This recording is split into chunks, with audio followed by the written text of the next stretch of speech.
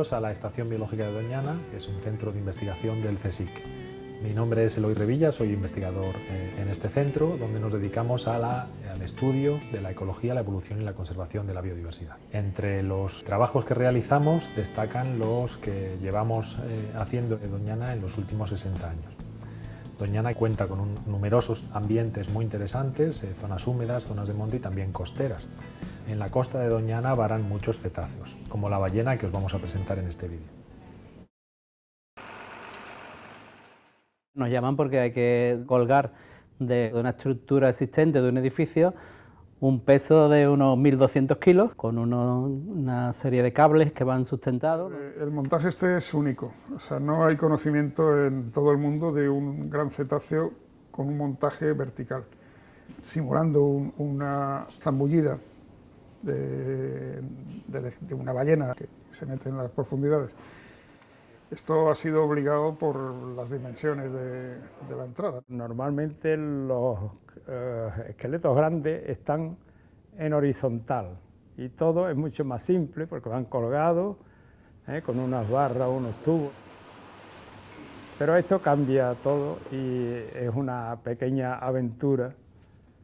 Modelamos en 3 dimensiones lo que es la estructura de todo el hall, de las escaleras, forjados y demás. En un proyecto de este tipo, una cosa es lo que uno dibuja, que está el esqueleto hueso por hueso dibujado en los planos, y otra cosa es, digamos, el encaje in situ de todo esto. Era como el pez espada, nadaba como un tiburón en el mar, entre sardinas, perdido en un atolón. Esta ballena apareció muerta con lesiones compatibles con la de un atropello por un barco en la costa de Ayamonte, en marzo del 96. El profesor Valverde tuvo muchísimo interés en los cetáceos, ¿no? Rápidamente la noticia llegó. Valverde, la estación biológica, hizo las gestiones para traerla a las costas de Doñana y ahí poder destazarla, quitarle la carne y sacar el esqueleto, que se llevó al corral de los corzos y se echó todos los huesos de la ballena para que el tiempo hicieran con él lo que pudieran.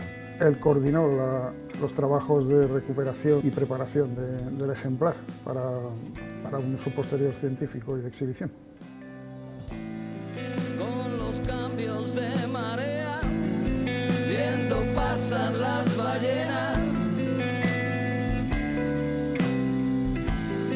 se marcharon los atunes en el azul más profundo.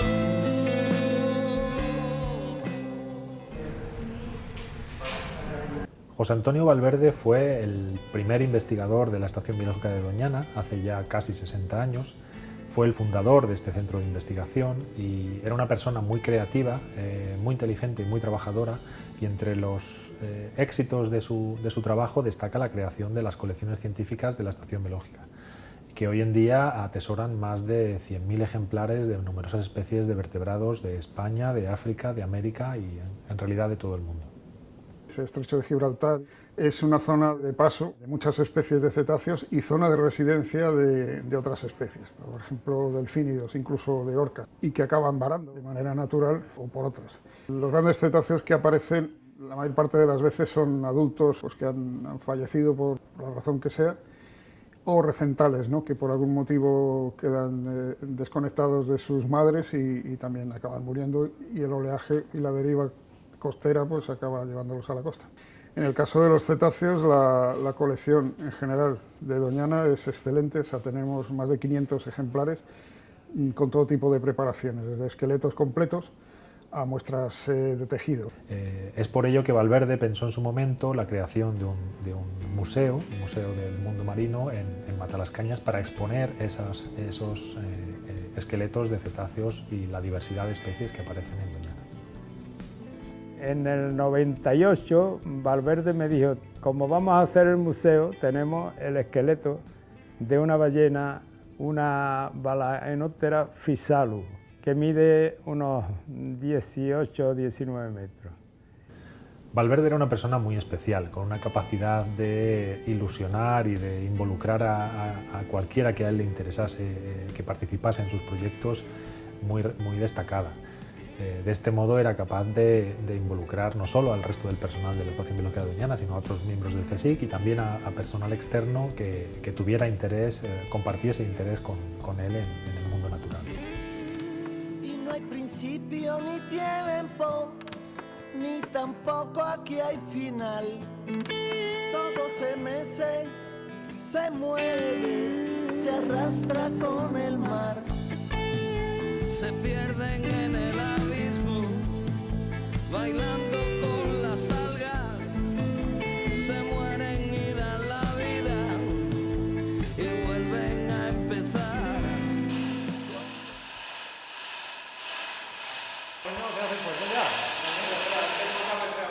Que fue una idea de Valverde y consiguió hacerlo, después no fue bien.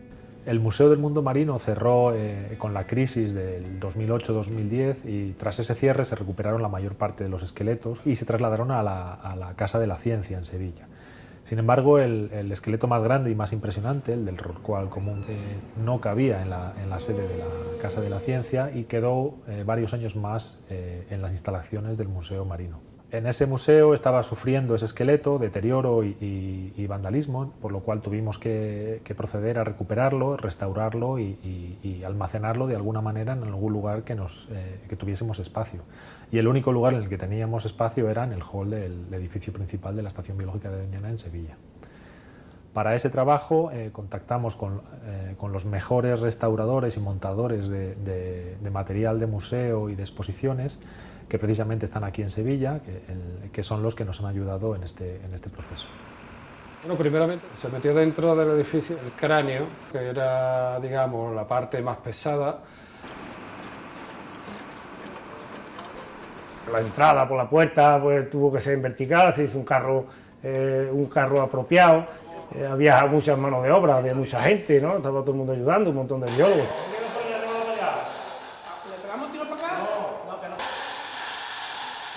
Estamos hablando de que tenemos parte de un esqueleto enorme que está todo colgado con cables de acero y cuerdas a través de polipacto y después hay que hacerlo coincidir y no es fácil porque un pequeño ángulo que cambie ya no entra uno con el otro. Si está en su sitio hay que poner los cables traseros.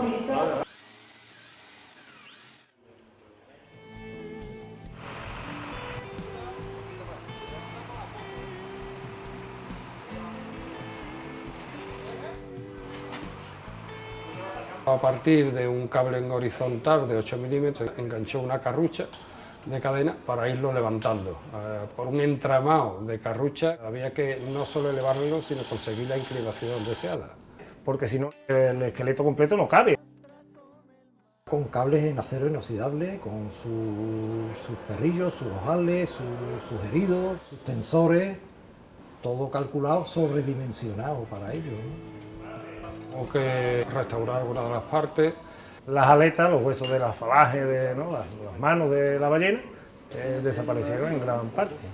Después, bueno, pues siempre discos intervertebrales que se tuvieron que reponer, algunas costillas rotas que se tuvieron que reforzar. Nunca se puede dar por sentado que un pequeño o gran hueso se separa del resto. Cada uno de los huesos tiene su número de colección, que es el número de catálogo, ¿no? Que siempre empieza por el acrónimo de la colección, que es EBD, seguido de un número y una letra que es la M, que quiere decir que es de la colección de mamíferos de la Estación Biológica de Doñana. Una vez colocadas las costillas con su estructura, fue cuando empezamos a elevarlo hasta hacerlo coincidir con lo que es la base del cráneo. Uno de los puntos delicados de sustentar una estructura por cable es que parece que solo hay que colgarlo y que ya eso no se va a mover, pero no es así. O sea, la dirección de los cables es muy importante y ese es un poco el control que estamos haciendo aquí en el montaje. Y los peces voladores salen a mirar afuera, océanos de plasma, vamos flotando desnudos y aquí formamos un todo y aquí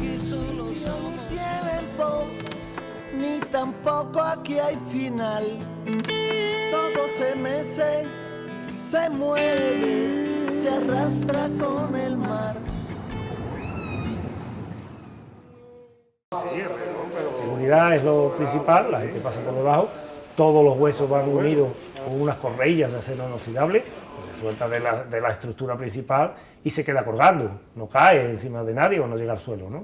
La columna está atravesada toda por un tubo de 60 milímetros de acero inoxidable, lo une todo y le da la forma con su curva, su movimiento. Al final se trata como una escultura. Vuelve a aparecer manchas o simplemente arañones que se tuvieron que volver a retocar aquí en la estación de Guía. Siempre hay errores que, bueno, pues tenemos que solucionar. ¿Cómo solucionamos? Pues nos adaptamos, volvemos adaptando. Máquinas de tira de radial, se tira de acero inoxidable, soldadura, aporte o quitas o pones. A la vez que se trabaja toda la herramienta, el botijo forma parte del equipo de trabajo nuestro, ¿no? Es imprescindible. La investigación sobre medio ambiente y conservación de la biodiversidad es fundamental para poder aspirar a vivir en un mundo mejor. Es por eso que la exposición que tenemos nosotros al medio ambiente como individuos, como personas, es fundamental.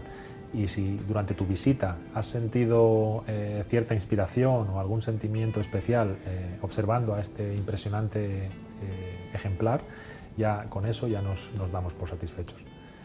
Gracias por visitarnos.